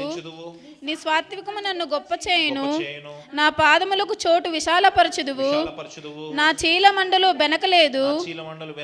నా శత్రులను తరిమి నాశనము చేయుదును. వారిని నశింపజేయ వరకు నేను తిరుగను. నేను వారిని మృంగివేయుదును. వారిని తుత్తినీలుగా కొట్టుదును. వారు నా పాదముల క్రింద పడి లేవకయుందురు. నేను వాళ్ళని మృంగేస్తాను, తుత్తినీలుగా కొట్టేస్తాను. వాళ్ళ నా కాళ్ళ కింద పడ్డారంటే మళ్ళీ లెగరు. ఎక్కడి నుంచి వస్తుంది దావీదుకి కాన్ఫిడెన్స్? దేవుడు స్కిల్ ఇచ్చాడు కాబట్టి. ఇచ్చాడా? దేవుడు ఆ స్కిల్ ఇచ్చాడు కాబట్టి దావీదు ధైర్యంగా చెప్పగలుగుతాడు, నేను ఈ పని చేయగలిగాను. ముందుకు వెళ్దాం. యుద్ధమునకు బలము నీవు నన్ను ధరింపజేయుదువు. నా మీదకి లేచిన వారిని నీవు అణచివేయుదువు. నా శత్రులను వెనుకకు మల్ల చేయుదువు. నన్ను ద్వేషించు వారిని నేను నిర్మూలము చేయుదును. వారు ఎదురు చూతురు గాని రక్షించువాడు ఒకడునూ లేకపోవును. వారు యెహోవా కొరకు కనిపెట్టుకొనును, ఆయన వారికి ప్రత్యుత్తరం ఇయ్యకుండును. నేల ధూళి వలె వారిని నలుగొట్టెదను, పొడిగా వారిని కొట్టెదను. వీధిలోని పెంట వలె నేను వారిని పారపోసి అనగద్రొక్కెదను. ఇప్పుడు చూడండి, వాక్యం అంతా చదివి రేపటి నుంచి శ్రావణి ప్రార్థన మొదలు పెడుతుందేమో. చూడండి, ప్రభువా నాకు వాళ్ళని కొట్టే బలం ఇవ్వు, వాళ్ళని పొడిగా చేసేయాలి వాళ్ళని. అది కాదు నీ ప్రార్థన, అది కాదు నీ ప్రార్థన. ప్యాషన్ తోటి నువ్వు ఉన్నప్పుడు దేవుడు ఇవన్నీ ఇలాంటి అద్భుత కార్యాలు చేయడానికి దేవుడు నీకు బలాన్ని ఇస్తాడు. చెప్పాను కదా, అపోస్తులు యేసుక్రీస్తు కంటే గొప్ప కార్యములు చేశారు. ముందుకు వెళ్దాం. 44వ వచనం. నా ప్రజల కలహములో పడకుండా నీవు నన్ను విడిపించితివి. జనులకు అధికారిగా నన్ను నిలిపితివి. నేను ఎరుగని జనులు నన్ను సేవించెదరు. అన్యులు నాకు లోబడినట్టు వేషం వేయుదురు. వారు నన్ను గూర్చి వినిన మాత్రము చేత నాకు విధేయులగుదురు. చూడండి, వాళ్ళు నా గురించి వింటే చాలు విధేయులైపోతారంట. యుద్ధానికి కూడా రారు అన్యులు, యుద్ధానికి కూడా రారంట. వాళ్ళు జస్ట్ సరెండర్. ఫైట్ కూడా చేయక్కర్లే, ఒక తిట్టు కూడా తిట్టక్కర్లే. జస్ట్ డేవిడ్ సీల్ వేసి ఒక లెటర్ పంపిస్తే చాలు. డేవిడ్ అనే పేరు చూడంగానే భయపడిపోతారంట వాళ్ళు. ఎంత గొప్ప భాగ్యం ఇస్తా ఉన్నాడు దేవుడు తన సేవకుడికి. ఎంతమందికి గుర్తుందో లేదో, బెంగళూరులో ఒక గొప్ప సువార్థికుడు వచ్చినప్పుడు ఆయనను రాని వల్లే బ్యాన్ చేశారు ఇండియాలో, బెంగళూరులో. నా చిన్నప్పుడు జరిగింది, మరి మీకు గుర్తుందో లేదో. బెంగళూరుకి ఆ గొప్ప సేవకుడు వచ్చినప్పుడు మొత్తం బస్సులు తగలబెట్టేశారు ఆయన రాకుండా. ఎందుకు? భయం. సేవకుడు అంటే భయం. ఆయన వస్తే ఎంతమందిని ఆయన శిష్యులుగా తయారు చేస్తాడు, ఆయన వస్తే ఎంతమందిని విశ్వాసంలోకి నడిపిస్తాడు. భయం. సేవకుడు కాళ్ళ మీద కాళ్ళు వేసుకొని కూర్చుంటే భయం. అంత గొప్ప భాగ్యాన్ని దేవుడు నీకు ఇస్తున్నాడు. నిన్ను చూసి నీ శత్రువులు భయపడతారు, నీకోసం ప్లాన్ చేస్తారు. వాళ్ళు వీడిని ఎట్లా పక్కకు తొలగించాలా, వీడిని ఎట్లా నిర్మూలన చేయాలా, భయపడతారు నీ శత్రువులు. నిన్ను చూసి నీ శత్రువులు భయపడే భాగ్యాన్ని దేవుడు నీకు ఇవ్వబోతా ఉన్నాడు. హల్లెలూయా. గట్టిగా ఆమేన్ చెప్దామా? నీ హార్ట్ ప్యూర్గా ఉన్నప్పుడు, నీ ప్యాషన్ ప్యూర్గా ఉన్నప్పుడు ముందుకు వెళ్దాం. అన్యులు దుర్బలులై వణుకుచు తమ దుర్గమును విడిచివచ్చెదరు. యెహోవా జీవము గలవాడు, నా ఆశ్రయ దుర్గమైన వాడు స్తోత్రార్హుడు. నాకు రక్షణాశ్రయ దుర్గమైన ఆయన నా నిమిత్తము ప్రతిదండన చేయు దేవుడు. ఆయన నా నిమిత్తము పగదీర్చు దేవుడు. జనులను నాకు లోపరచువాడు ఆయనే. ఆయన నా శత్రుల చేతిలో నన్ను విడిపించును. నా మీదకి లేచిన వారి కంటే ఎత్తుగా నీవు నన్ను హెచ్చించుదువు. బలాత్కారము చేయవారి చేతిలో నుండి నీవు నన్ను విడిపించుదువు. అందువలన యెహోవా అన్ని జనుల్లో నేను నిన్ను గణపరచెదను. నీ నామ కీర్తన గానము చేసేదను. నీవు నియమించిన రాజునకు గొప్ప రక్షణ కలుగు చేయవాడవు. అభిషేకించిన దావీదునకును అతని సంతానముకును నిత్యము కనికరము చూపువాడవు. కనికరము చూపించినవాడు. దావీదు ప్రార్థన ఎంత గొప్పగా చూసారా? నాకును నా జనరేషనల్ బ్లెస్సింగ్, జనరేషనల్ గ్రేస్. చూడండి, ఏదో ఒక అన్యుల కుటుంబాల నుంచి మనల్ని పట్టుకుంటాడు దేవుడు. అసలు దేవుడు తెలియని కుటుంబాల నుంచి మనల్ని పట్టుకుంటాడు. చూడండి, నీ ప్రార్థన అక్కడి నుంచి నీ ప్రార్థన నా నెక్స్ట్ జనరేషన్కి.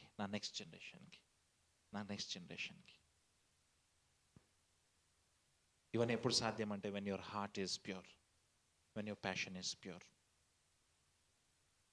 ఇవన్నీ ఉన్నప్పుడు, ఇది స్థిరంగా ఉన్నప్పుడు, ఇది ప్యూర్గా ఉన్నప్పుడు, ఇది పర్ఫెక్ట్గా ఉండడానికి ట్రై చేసినప్పుడు దేవుడు ఇందులో ఈ వాగ్దానములు, ఈ ప్రార్థనలో మనం చేసిన వాగ్దానములు, మనం పొందుకున్న వాగ్దానములు ఆయన అన్ని స్థిరపరచును గాక. ఆమేన్. లేచి నిలబడదామా, ప్రార్థన చేద్దాం. పరిశుద్ధుడా, నీకు వందనాలు అయ్యా, స్తోత్రాలయ్యా. అవును తండ్రి, పరిస్థితులు అయితే అనుకూలంగా లేవు నాయనా. సాతాను గర్జించు సింహము వలె ఎవరిని మృంగుదునా అని తిరుగుతూ ఉన్నది తండ్రి. నాయనా, అది నీ విశ్వాసులను చెరపడతా ఉంది, అది నీ సేవకులను చెరపడతా ఉంది, అది నీ నాయకులను చెరపడతా ఉంది తండ్రి. నీ హృదయానుసారుడైన నాయకులను నాయనా, నీతిగా నిలబడిన నాయకులను, ధైర్యముగా నిలబడిన నాయకులను ఆ సాతాను చెరపడతా ఉంది తండ్రి. నాయనా, ఈ యుద్ధము మీది కాదు కానీ ఈ యుద్ధము మాది కాదు కానీ ఈ యుద్ధము మీది తండ్రి. నాయనా, సాయము చేయండి. ఆయన ఒకవేళ మా ముందు మా నాయకుడు కూలినను ప్రభా మేము నిలబడదుముగాక తండ్రి. ఆయన అట్టి నాయకులను అనేక మందిగా మేము తయారవుదుముగాక తండ్రి. అట్టి కృపాధన్యత మాకు దయచేయండి, అట్టి శక్తి మాకు దయచేయండి నాయన. నిత్యము నాయన మీ రాజ్యానికి పాత్రులుగా మమ్మల్ని చేయండి. శక్తి బలము మాలో నింపుమని, ధైర్యము మాలో నింపుమని నజరుడైన యేసుక్రీస్తు నామములో అడుగుచూ వేడుకుంటున్నాము తండ్రి. ఆమేన్. మన తండ్రి అయిన దేవుని ప్రేమ, కుమారుడైన క్రీస్తు కృప, పరిశుద్ధాత్మ దేవుని సహవాసము తోడు చేరి వచ్చిన ప్రతి బిడ్డకి ఆయా కుటుంబాలకి ఆయన దయచేయనుగాక. ఆమేన్. ప్రైజ్ లార్డ్ అందరికీ.